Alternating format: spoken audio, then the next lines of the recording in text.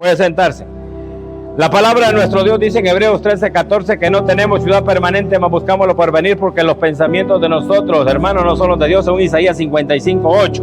Dice que son más altos los caminos de Dios que vuestros pensamientos. Los pensamientos de nosotros son vanos, los de Dios son perfectos.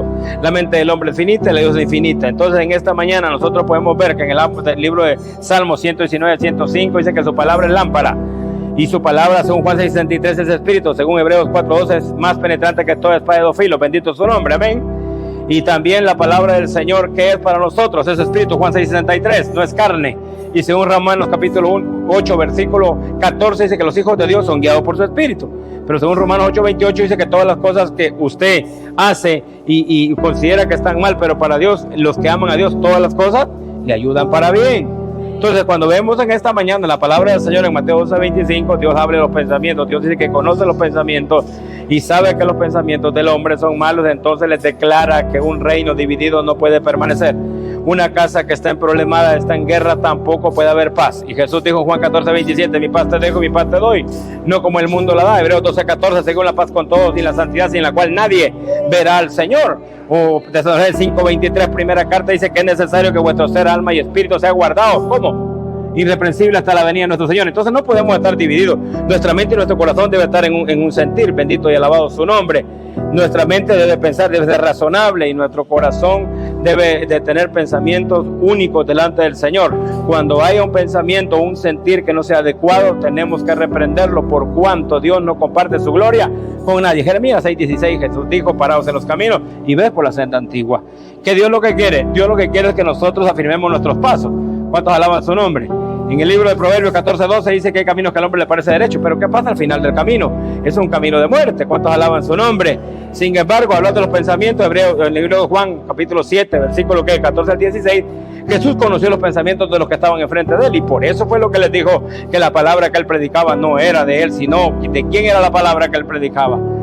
Era de Dios. Por eso Isaías 55:6 es tiempo de buscar a Dios, buscar a Jehová mientras puede estar allá. O Isaías 1:18, venid luego y estemos a cuenta, porque si vuestros pecados son rojos, vienen a ser blancos. ¿Qué significa?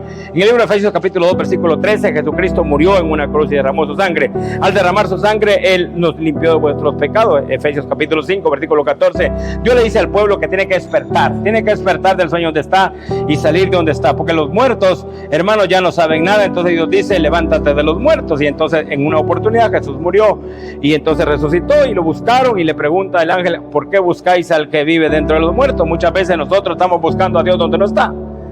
Pero Dios, ¿dónde está? Isaías 66:2, a quien miraré, a quien oiré, al que tiembla y al que es pobre de espíritu. ¿Cuántos alaban su nombre? Cuando nosotros vemos la palabra en el libro de Colosenses 1:16, hay un propósito, y el propósito es de salvación. Cuando vemos la palabra en Colosenses 3:1, dice que miremos las cosas de arriba. Cuando miramos 2 Corintios 4:18, dice, no mirando lo que se ve, porque lo que se ve es temporal y lo que no se ve es eterno. Ahora, ¿qué viene Dios a darnos a nosotros? Nos viene a dar una recompensa. ¿Qué recompensa nos viene a dar? La salvación. Apocalipsis 22:12, aquí o vengo pronto. ¿Y qué trae Dios en su mano? Un galardón. ¿Cuál es el galardón? La vida eterna. Tesalonicenses 3:13, primera carta. Y aquí Dios traerá los corazones a que sean confirmados los corazones un día de los que creyeron en Él. Y entonces dice la Biblia, Juan 5:28, que los que están en los sepulcros oirán su voz, y los que escuchen la voz saldrán de los sepulcros. ¿Y qué va a pasar con ellos? ¿Y irán para dónde? Para un lugar eterno, porque unos saldrán para vida eterna y otros para vergüenza y confusión perpetua. Entonces, tomando en cuenta la palabra de Dios, porque según Juan 5:39 nos vamos a detener, dice, escudriñad la escritura, porque os parece que en ella encontraréis la vida eterna. ¿Cuántos se saben de memoria el Salmo 91? Por lo menos el versículo 1. De memoria. Solo el versículo 1. Él se lo sabe. Ese niño se lo sabe. El que habita bajo, ¿de dónde? El abrigo del Altísimo. ¿Qué más? Morará bajo la sombra del Omnipotente. Entonces, Salmo 91:1 y Salmo 1, bienaventurado el varón que no anduvo en consejo de malos, ni se ha sentado en silla escarnecedora. ¿A dónde está su delicia? ¿A dónde medita? ¿A dónde está su esperanza? En Dios. Entonces, cuando nosotros ponemos nuestro corazón en Dios, cuando ponemos nuestra esperanza en Dios, cuando nosotros ponemos nuestro corazón en Dios, entonces seguramente va a germinar algo lindo, algo poderoso, algo maravilloso. Porque Dios emana ¿qué? ¿Qué emana de Dios? Vamos a ver. ¿Lo malo o lo bueno?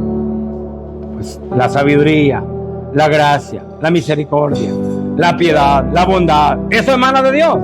Y que alguien que tenga puesto su corazón en el corazón de Dios va a emanar todas estas cosas. ¿Cuántos alaban su nombre, iglesia? Esa es la razón por la cual la Biblia dice que debemos de escudriñar la Escritura, porque en ella está la vida eterna. Ellas dan cuentas de Jesucristo. Entonces, cuando habla de un reino dividido, la iglesia debe estar en un espíritu. Salmo 133. Mira cuán bueno y cuán delicioso. Hechos 2:41, 42, 43. La iglesia primitiva, cuando creyeron, estaban juntos, unánimes. Y lo más importante, hacían todo lo que los discípulos decían. La doctrina de los apóstoles. La doctrina de los apóstoles fue revelada para que la iglesia camine adecuadamente, sino que no se mundalice. Mire, pues le guardo dos textos bíblicos. Y está primero Santiago 4:4. Dice, oh almas adúlteras. Primera Juan 2:15. El que ama el mundo, el amor del Padre no está en él. Juan 2:16, primera carta. Todo lo que opera en el mundo no opera de Dios. Y lo que opera en el mundo y lo relaciona del uno en adelante. Concupiscencia, malos deseos, hechicería, idolatría, adulterio. Todo lo que perdura no viene de Dios. Primero Juan 2:17. El mundo y sus deseos. Vea. ¿Qué pasa con el mundo y sus deseos? Ahí es donde nosotros tenemos que tener conocimiento. 1 Corintios 2:9. Vea esto. Pablo dice, Dios ha preparado algo. Dios, nadie de nosotros ha preparado nada, pero ni nuestra casa limpiamos. Dios ha preparado algo. Y es que Él se fue a preparar un lugar, Juan 14. Pero lo preparó ¿para quiénes? Para quienes lo aman. Entonces dice Corintios 2:9. No está en la mente suya ni está en la mente del hombre. Los pensamientos del hombre no son los de Dios. Y 1 Corintios 2:9, si puede leerlo, dice, lo que oído no oyó, o oreja no sé qué versión tenga, lo que no subió al corazón de hombre, escuche bien, y lo que no han visto ninguno los ojos, son los que Dios ha preparado. ¿Para quiénes? ¿Para quiénes ha preparado Dios? Para los que le aman. Ahora, ¿qué es amar a Dios? Si nosotros amamos a Dios, tenemos que tener frutos, porque amar a Dios no solo decir que ama a Dios. Vamos a la Biblia, 1 Juan capítulo 4, versículo 20 me parece, que es donde dice, si alguno ama a Dios y aborrece a su hermano, ¿qué es? ¿Qué es entonces? Mentiroso. Y los mentirosos no se firman delante del Señor. Ahora, ¿qué es amar a Dios? Nosotros decimos amamos a Dios, pero amar a Dios es amar sus mandamientos. Me amáis, guardad mis mandamientos. Soy mis amigos, entonces haced lo que yo digo. Cuando Dios habla y dijo y conoció los pensamientos, ellos no los recibieron a Él y entonces estaban divididos. Y les dijo, no puede un reino dividido prosperar. Un reino dividido está en guerra, porque hay alguien en medio, hay una discordia. Del otro lado hay una idea y de este lado hay otra idea. Entonces, mientras esa idea no vengan en conjunto, las cosas no van a proceder. Entonces, como iglesia debemos de estar en paz. Y Jesús dijo, yo a paz los he llamado. ¿Cuántos alaban su nombre? ¿Por qué? Porque al saber que Pablo, por ejemplo, a los hebreos o en los filipenses 3:20 les dice, no tenemos ciudad permanente, buscamos la porvenir. También le dice a los hebreos, aquí no hay ciudad permanente, Hebreos 13:14. También le dice en Hebreos capítulo 2, versículo 1, es necesario que con más diligencia atendamos lo que hemos oído. ¿Y qué es lo que hemos oído? Es un consejo de Dios. ¿Qué es lo que hemos oído? Que Cristo murió. ¿Qué es lo que hemos oído? Que Él resucitó. ¿Qué hemos oído? Que Él quiere una iglesia humilde, una iglesia que se ame a sí misma, una iglesia que esté unida, una iglesia que no tenga disensiones, una iglesia que no esté peleando el hermano contra el hermano, una iglesia que no busque el favor de nadie, sino que todos miremos las necesidades, una iglesia que el dolor suyo sea el del otro, una iglesia que la tristeza del uno sea el otro, no que estemos divididos. Amén. Que si a alguien se le muere un familiar, el otro no está de acuerdo porque no se contamina con los muertos, dice, y no va porque no se contamina con los muertos. ¿Qué va a hacer cuando él se muere? ¿Qué va a hacer cuando se le muera el familiar? Entonces, yo creo que debemos ser razonables como iglesia, tenemos que estar en un mismo sentir, tenemos que estar en un mismo llamado que Dios hizo, y el llamado es Cristo. Él es la salvación, Él es la fuente de vida, Él es el camino, Juan 14:6, bendito su nombre.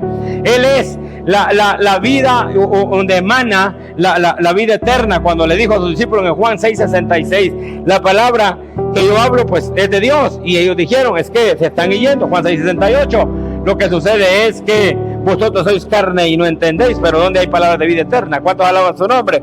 Pero Romanos 8:1, no hay condenación para los que están en Cristo. Ahora, si yo no quiero condenación, necesito estar en Cristo. ¿Qué es estar en Cristo? Es hacer lo que Él me manda a hacer. ¿Qué me manda a hacer Él a mí? Que guarde su palabra. ¿Qué me manda a hacer? Por ejemplo, Dios en el libro de Juan 16:12 dice, yo les daré mandamientos. ¿Y nos dio mandamientos o no? Dice, después de estas cosas no tengo que decirles, pero cuando venga el Espíritu de verdad, Él les guiará toda verdad.